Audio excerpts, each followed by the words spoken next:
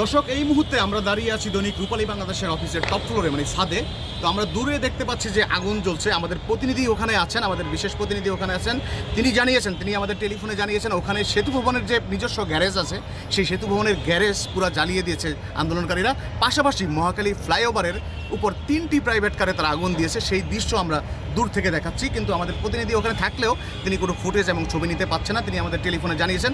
পাশাপাশি আমি যদি একটু বনানী, কাকলী এবং মহাখালী সড়কের চিত্র আপনাদের দেখাতে চাই, সেক্ষেত্রে আমরা নিচে দেখতে পাচ্ছি যে এখন সন্ধ্যার টাইম, ঘরে ফেরার পালা, এবং মানুষ যারা সারা সকালে কর্মের তাগিদে, কাজের তাগিদে বেরিয়েছিলেন, তারা কিন্তু এখন হেঁটে হেঁটে তাদের গন্তব্যে যাচ্ছেন, বাড়ি ফিরছেন।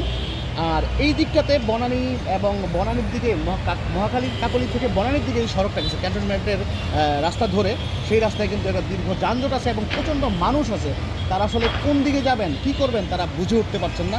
একটা জায়গায় মানুষ জটলা হয়ে আছেন, কোন দিকে গেলে তাদের জন্য নিরাপদ আর কোন দিকে গেলে তাদের জন্য অনিরাপদ, তারা কিন্তু এটা বুঝতে পারছেন না। তো আমরা আবারও একটু যদি ওই চিত্রটা দেখাই, যে কালো ধোঁয়াটা বের হচ্ছে, বা একদম ভয়ঙ্করভাবে একটা কালো ধোঁয়ায় আকাশ ছেয়ে গেছে, এই ধোঁয়াটা কিন্তু সেতু ভবনের যে নিজস্ব গ্যারেজ পার্কিং আছে, সেই পার্কিংটা আন্দোলনকারীরা জ্বালিয়ে দিয়েছে। পাশাপাশি আরেকটু দূরে মহাখালী যে ফ্লাইওভার, আগেও বলেছি আমি, সেখানে 3টা প্রাইভেট কারে আগুন দিয়েছে। এই হচ্ছে বনানী এবং মহাখালীর সর্বশেষ চিত্র।